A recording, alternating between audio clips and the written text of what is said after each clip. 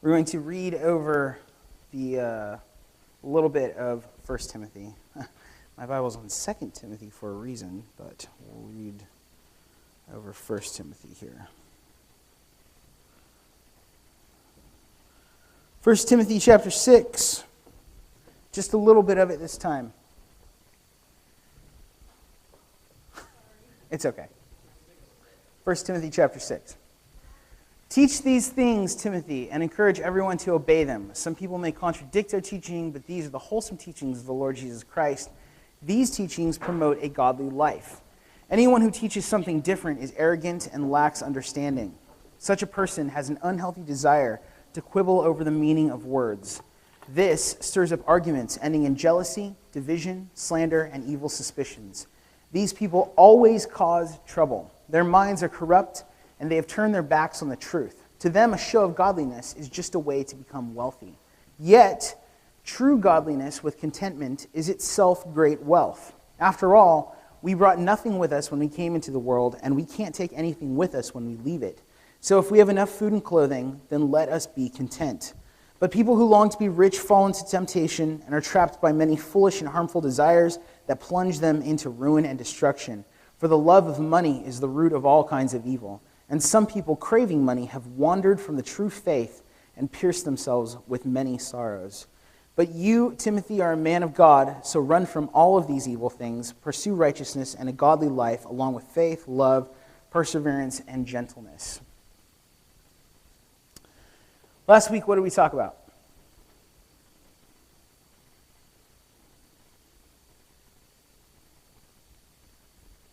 Why are you here?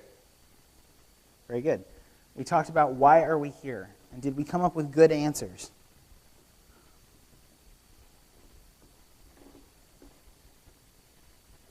Okay.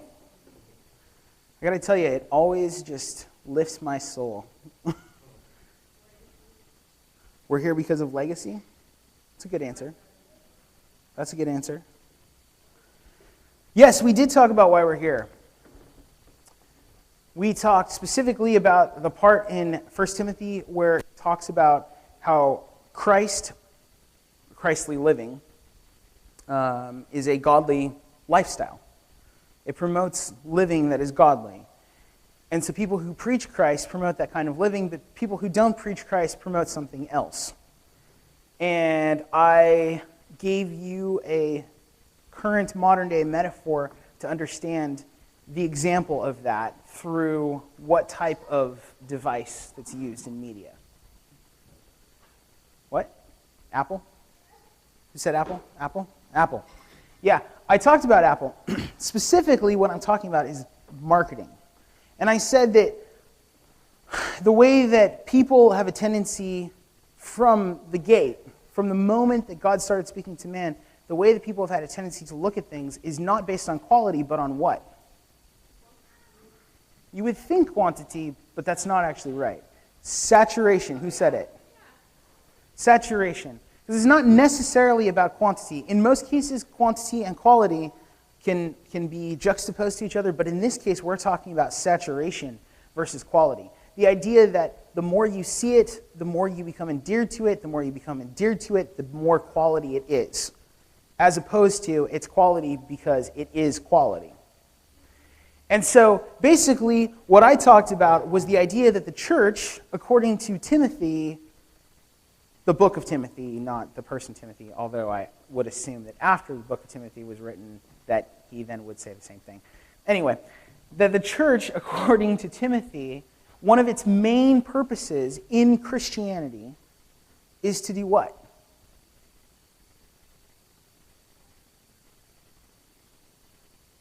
It is not to saturate. It is to do what? One of the church's main purposes is to create quality control. It's like I wasn't even preaching last week. It's one of the main purposes of the church is to create quality control with what as the standard? With Christ as the standard, right? So this week, we're going to take and build on that.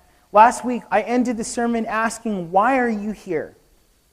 Now, the context of the question of why you're here isn't free-floating, and it's not necessarily about this church so much as it is a reflective question about any church that you go to.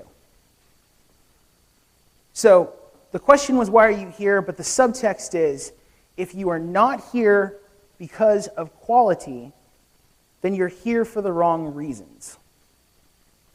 Remember that? Okay. So today we're going to continue on sort of with that ideology.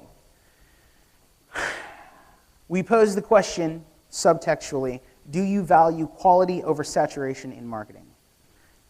This week we're going to talk about the cost of quality. We're going to talk about the risk of quality.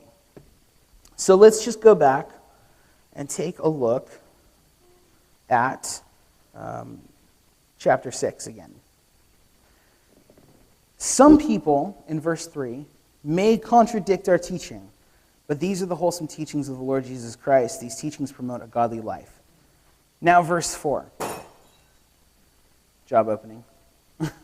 Now verse 4. Anyone who teaches something different is arrogant and lacks understanding. Such a person has an unhealthy desire to quibble over the meaning of words. This stirs up arguments ending in jealousy, division, slander, and evil suspicions. These people always cause trouble. Their minds are corrupt, and they have turned their backs to the truth. To them, a show of godliness is just a way to become wealthy. So, what we have here is a picture. A picture of what? If Christ is the picture of what quality should be, and if the standard is that living like Christ and following Christ creates a godly life, then what do we have a picture of here directly after that?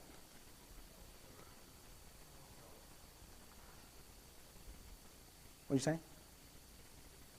Somebody said something. I heard self. I heard Al Sharpton. What else? If Christ is the measure for what quality should be, and a godly life is the output of what quality should be, and the church is the place to find it, then what is this list? It does have to do with saturation, it's true. This list is what happens when saturation is the key. Okay? So in order for us to understand the risk of producing quality, because everybody knows that a quality product takes risk, right? Quality product generally costs more. It takes more time to produce. And more often than not, it's not something that the mass consumer immediately recognizes, right? It's something that they have to sort of come into realizing. So generally, when a quality product is made, it's something that is laughed at in the beginning. I mean, sometimes it clicks, and sometimes you're like, oh. But more often than not, people are like, that will never work. So what we have here is a list of the risk of not having quality control. Does everybody understand that concept? What we have here is a list of the risks of not having quality control.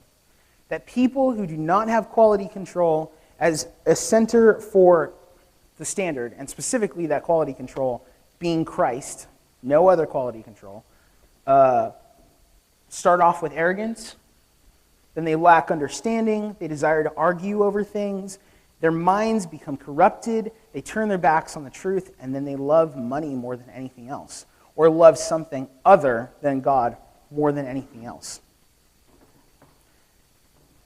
So the question today that I posed was, what are the risks? So we know that that's the risk of not having quality in place. But what are the risks of having quality in place? Okay. There's the possibility that you get laughed at. Yeah? There's a possibility that you get shot down. What else? It can be lonely, right? You could lose relationships. What else?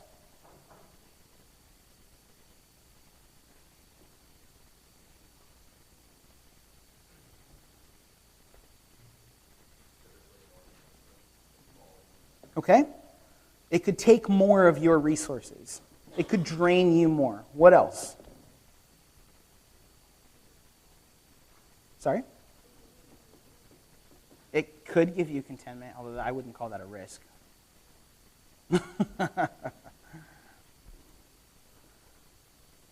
See, there's a question here of what it is that we fight for.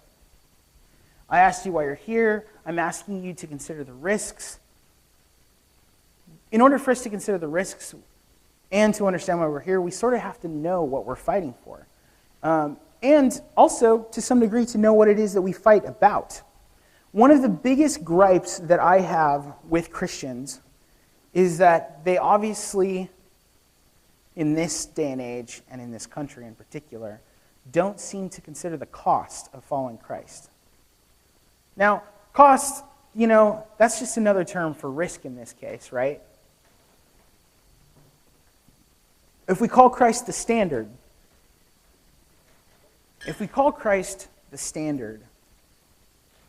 for godly living, for what is to be followed, and we say that this list is the anti-standard, let's say, what will happen if you don't follow Christ, well, then we have to look at what happened to Christ when he was measuring up to the standard of God, right? So when we ask that question of who Christ is and what he was that he was fighting for and what his life looked like, what did you see? You saw all of the things that were said, right? He was laughed at. He was rejected. He made a substantial investment, pouring out his lifeblood. I mean, we're talking about such a substantial investment that the world has not stopped talking about it. Whether you believe it or not, the world has not stopped talking about it, right? So, when we're talking about living a godly life, and Paul says to Timothy that people are supposed to follow the standard of living a godly life, that they're not supposed to follow the standard of being saturated in the marketing campaign of spirituality, but in fact that they're supposed to follow Christ, then we have to ask ourselves, what are we willing to do to follow that standard? Now, it's interesting the way that Paul phrases it, because at the end of this list of things, he says what?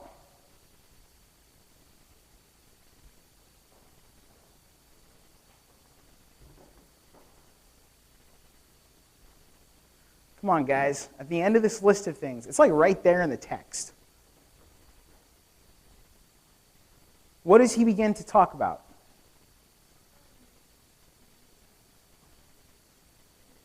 No one? He goes down this list of things. And he says, these people always cause trouble. Their minds are corrupt. They have turned their backs to the truth. To them, a show of godliness is just a way to become wealthy. So, a show of godliness is just a way to become wealthy. What's the one thing that, I guess there's two things in relationships that causes issues. Two conversations in relationships that cause issues. One is a lack of communication, okay? What's the other thing? Money. People have a hard time with church. What are the two things they have that are difficult with church? One of them is attendance, like just simply going to church. And the other one is, as Adam points out, tithing. I want to point out here that this concept of people valuing wealth and valuing wealth as the only thing worth risking is not relegated to Scripture. It's not relegated to your spirituality. It's something that everybody comes together for. Everybody understands on a universal level for some reason. So, if I'm to tell you that I need you to help me out for 7 days, And every day, for 7 days, I need you to lift a 100-pound block, which I'm going to place here at the front, and I need you to move it to the back. And then the next day, I need you to move it back. The next day, I need you to move it back. And I tell you that I want you to do this to help me out, because for whatever reasons, I need this done. Okay? And then John tells you the same thing, but John's going to offer you $1 to do it. So I'm not going to offer you anything, but John's going to offer you $1. Who are you going to be more likely to help? John, for $1. Think about that. For some reason, we have this thing about valuing money more than other things. So the conversation about risk sort of begins at this place, this universal place of understanding what is valuable. To this generation, what's valuable is what? Money. It pretty much has always been money from the gate, right? Not just this generation. Let's look at the decadence described by F. Scott Fitzgerald, right? Everybody knows what I'm talking about? Gatsby, right? What happened in that book? Spoilers. The decadence of his lifestyle and the pursuit of money left him empty, and eventually he kills himself. And everybody else kind of has a terrible time throughout the book, too. So, what other examples can you think of where money is seen as a main driver for risk?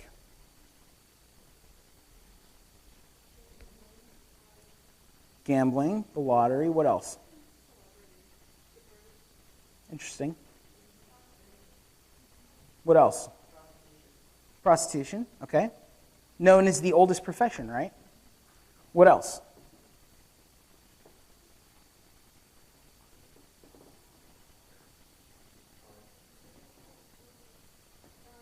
Interesting. What did you say, Alex? Time? Interesting. What else? Scientific. Yes, subjecting yourself to all sorts of scientific tests for money. How about for yourselves? So these are general questions, right? General questions about things, about the human populace. But how about for yourselves? How vulnerable can you get in this discussion? How about for yourselves? When have you been willing to risk lots of things for money, but had to think twice about risking those things for relationship? It's a little bit harder of a discussion to have, right? But that is the discussion that we are supposed to have. That is the discussion that we're supposed to have. And it's interesting that Paul puts it into a bookend. He talks about all of these things, and then he stops with essentially talking about money. And then afterwards, he even qualifies that statement to give us one of the most eisegeted statements, and even interpreted incorrectly statements, where it says, the love of money is the root of all evil. Should we look at it again?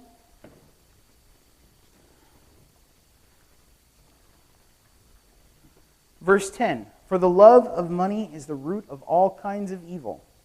And some people craving money have wandered from the true faith and pierced themselves with many sorrows.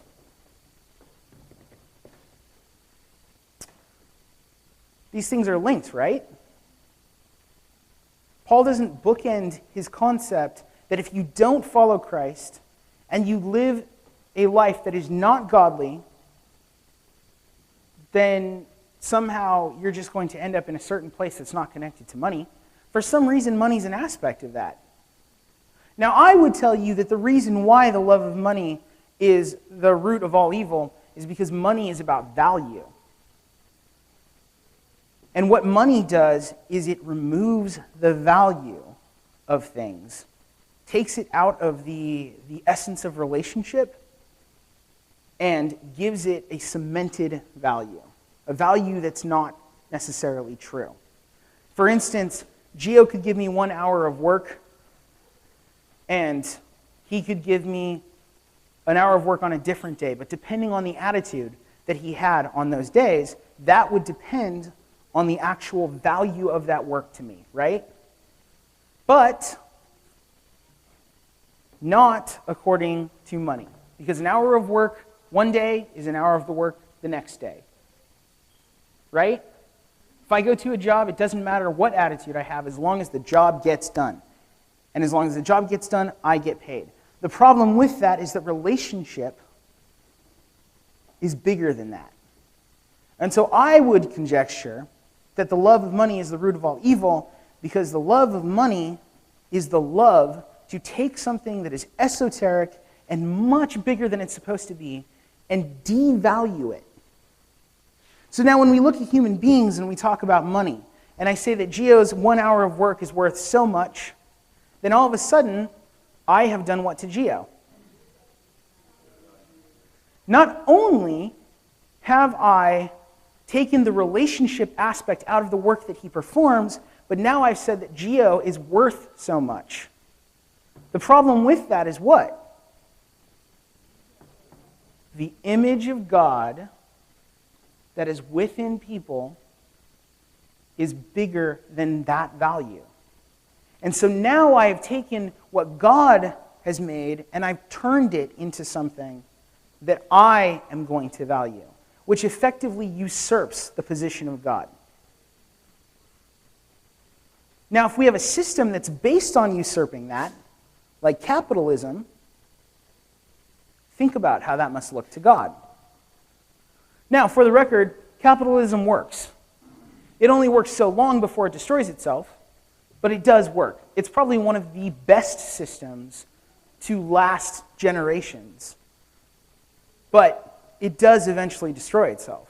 So I'm not saying that capitalism doesn't work, and I'm not saying down with the United States. But I'm pointing out that there's a reason, at least in my mind, a reasonable, compelling argument for why the love of money is the root of all evil. And I'm also pointing out that when we risk things, we have a tendency to take a big concept and lower it down to a very small, reductionalized understanding of that concept, which we then value into a box of money. Yep, risk versus reward. Time is money. I'm sorry, but time is not money. Time, according to the scripture, is relationship. It's how much relationship I can have. It's not how much money I can get, or rather how much money is being taken from me. So let's talk about that concept a little bit here. Arrogance. People who are teaching these things that are not godly, they become arrogant. They lack understanding. They desire to argue over the letter of the law. Quibble over words is what the NLT says. Their minds have been corrupted. They turn their backs on the truth. They love something other than God. Specifically, they love to reductionalize human value. This, of course, is in juxtaposition to true self-contentment. And we're going to talk about true self-contentment next week. And I know that we're being very philosophical here. But I really want you, well, I really need you to use this as a base to have the further conversations that we're going to have. Because you need to understand that the concept of, as Alex phrased it, risk versus reward, it's a really interesting concept. And it's how most of us look at things. So let's start with the question that I asked earlier. How many of you have to think twice before putting yourselves out there for the basis of relationship, but will easily put yourself out there for money? So we start with that question. What is it that we fight for? What is it that we are willing to put ourselves out there for? The Declaration of Independence says that we are supposed to uphold 3 specific inalienable concepts that each person is born with. You remember what they are? Life, liberty, and the pursuit of happiness. I'm going to ask the question, what happened to quality? Not equality. What happened to quality in there? Where in there do you see quality? It doesn't say a profound and substantial and significant life. It just says life.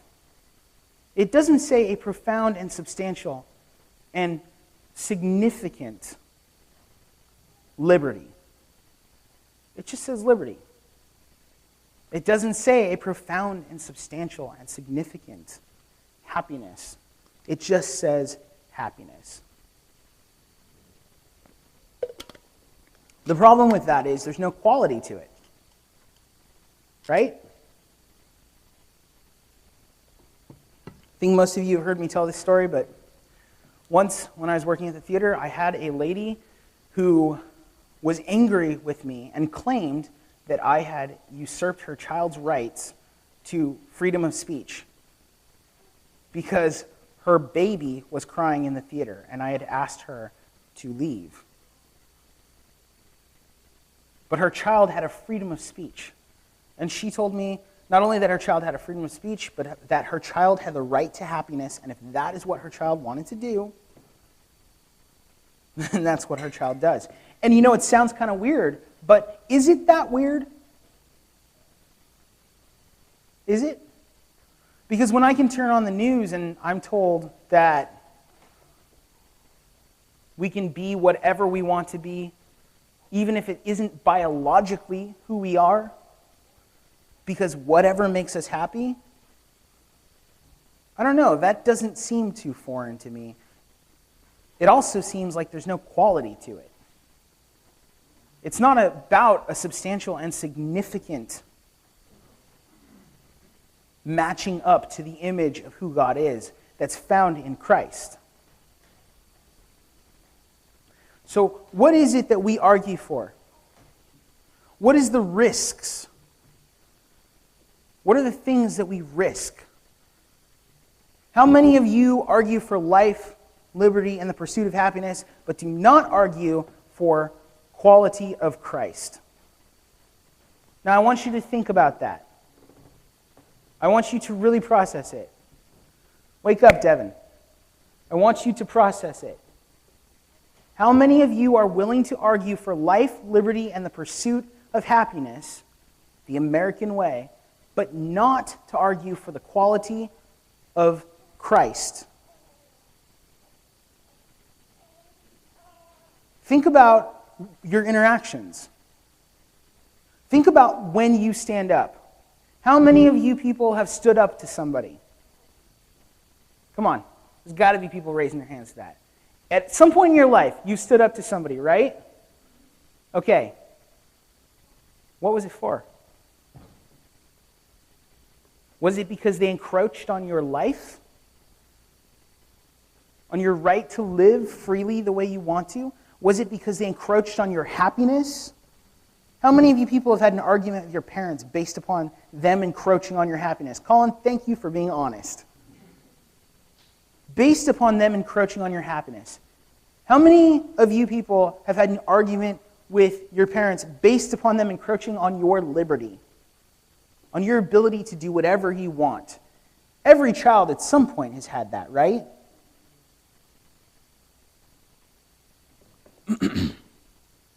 But that's not the Christian way. That's not the Christ way. That's not who Christ was. Happiness risks right perception. If you are willing to fight for your happiness, then be willing to risk having a perception that is right about things. When I mean right before God. Be willing to risk that and gain spiritual impotence. What do I mean by that? I don't mean that your spiritual penis will then go down. Yeah, I said it. Grow up. Impotence. Where does that come from? Potency. Potency is what? Strength, power, right? Spiritual impotence.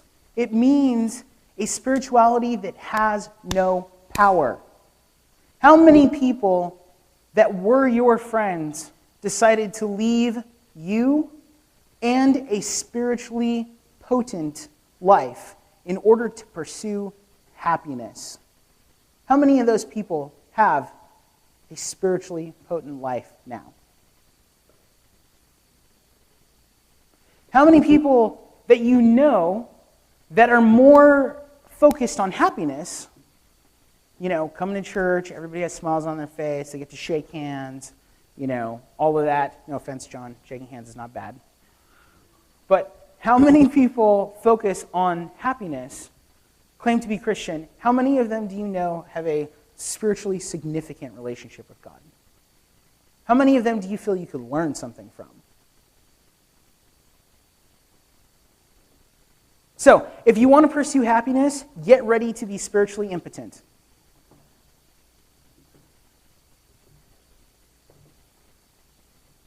You want to pursue pleasure?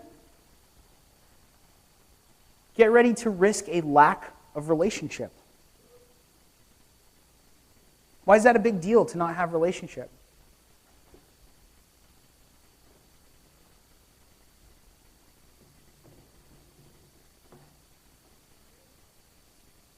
We're made in the image of God.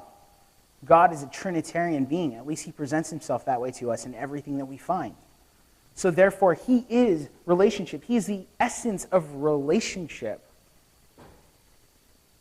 Declaration of Independence says that we should pursue liberty, freedom.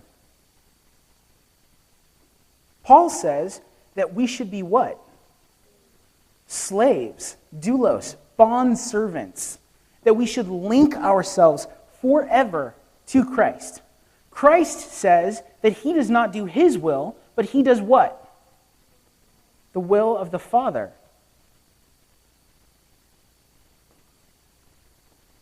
Yet I am my own man, I can do whatever I want. I should pursue independence. Well, get ready, because if you pursue happiness, and pleasure is your authority, then you will become spiritually impotent. And that will lead you, because your relationship is spiritually impotent, because what you put out there is spiritually impotent, people don't like to be around flaccid people. They don't like that. People want to be around people who have energy, because it makes them energized. So if you are spiritually impotent, then yeah, you may get liberty, but you won't be in the image of God. You risk falling short of God's Trinitarian image. You will not have accountability. And the problem is that we are to be one. And so therefore, if you are a Christian who pursues liberty, then what you will be is a severed limb, bleeding out on your own.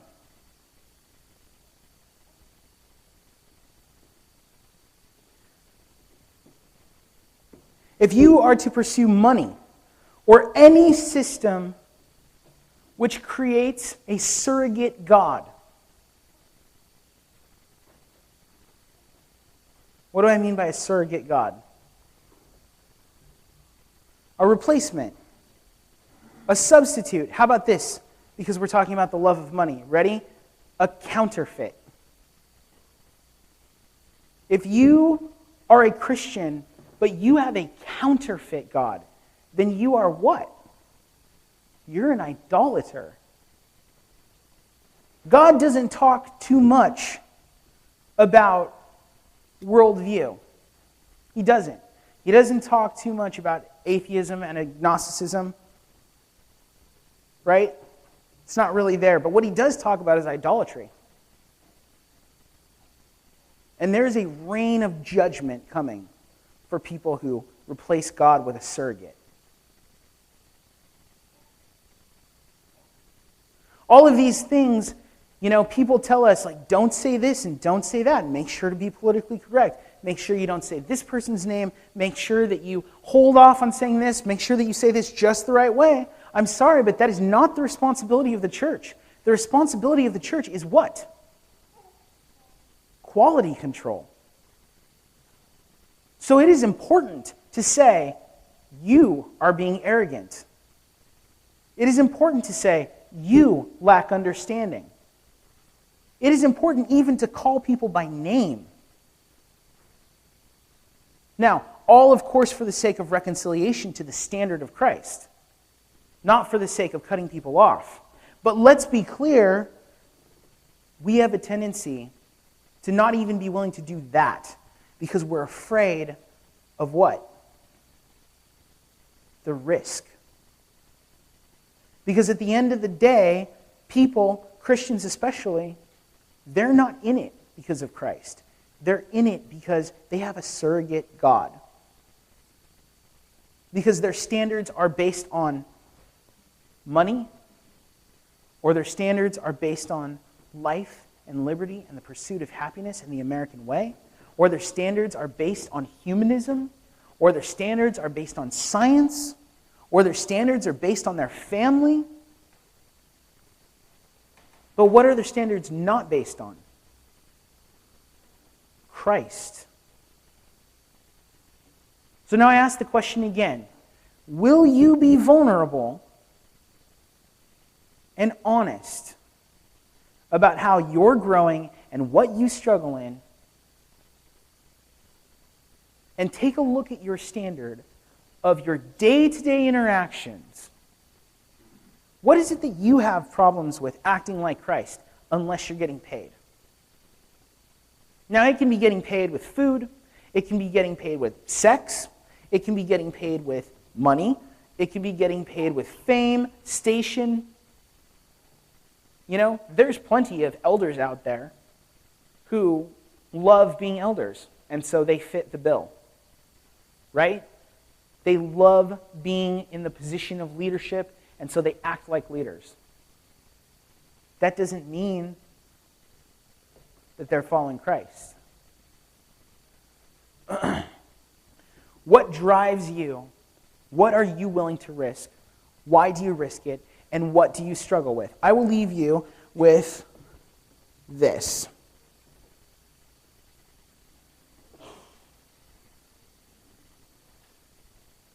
James, are we going into 2 Timothy next month? We're going into 2 Timothy next month. I'm going to give you a little sneak preview. There is a passage in 2 Timothy. It's quoted often. It may be on one of these window panes, but I don't think it is.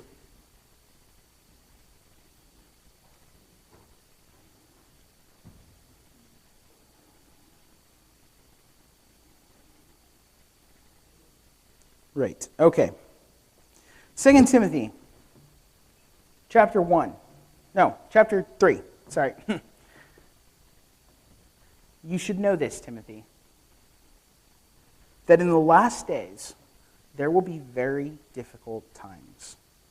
For people will love only themselves and their money. They will be boastful and proud, scoffing at God, disobedient to their parents, and ungrateful. They will consider nothing to be sacred. They will be unloving. They will be unforgiving. They will slander others. They will have no self-control. They will be cruel, and they will hate what is good. They will betray their friends. They will be reckless, be puffed up with pride, and love pleasure rather than God. They will act religious, but they will reject the power that could make them godly. Stay away from people like that. They are the kind who work their way into people's homes and win the confidence of vulnerable women who are burdened with the guilt of sin and controlled by various desires. These teachers oppose the truth, just as Jannes and Jambres opposed Moses. They have depraved minds and a counterfeit faith. But they won't get away with this for long. Someday everyone will recognize what fools they are, just as with Jannes and Jambres. Same message, right? A little more specific. In fact, so specific that he actually calls out people by name.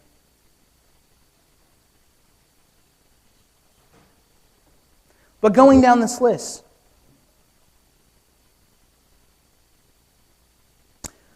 this last section, scoffing at God. That's common, right? Scoffing at God. How many of you people have to kind of laugh when you talk about God with your friends? You know? Sort of have to, well, you know, I go to church on Sunday, but you know. Scoffing at God. How many people just hear over and over and over God being taken for granted? Or God being put in vain like he's a joke? Oh my God, oh my God. Scoffing at God. Disobedient to their parents. That seems pretty common, right? In fact, we don't even believe in parental authority anymore. The state has more authority to interfere in our children's lives than parents do. We're afraid of disciplining our children. You know, what are they going to do? What might they do to us if they found out this? Keep it a secret, guys. Because our children, they can run the gambit on us if they want to.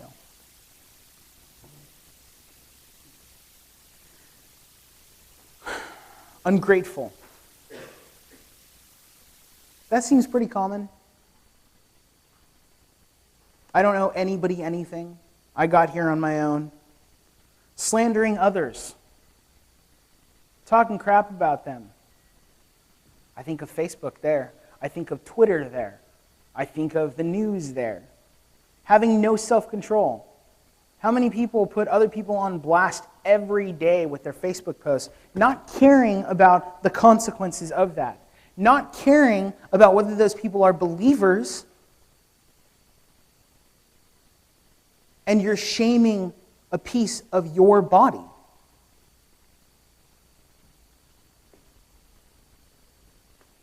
It says immediately after that they will betray their friends. It calls them reckless. And then when you call them on it, they're puffed up with pride. That they love pleasure rather than God. Verse 5. This version says it a little differently. But basically what it's saying is they will act religious, but with no power. I call you and your attention again to understanding who Christ was. And what was the thing that blew their minds when they saw Christ? He spoke with authority. Because there were tons of religious people. But when Christ talked, there was power. It was something that moved people. So, last week we talked about why it is that we're here. This week, there's a lot more to it, but it's really a question of what you're willing to risk in order to have quality. What have you been willing to risk in the past? And what is it that you struggle with risking right now? So, go discuss.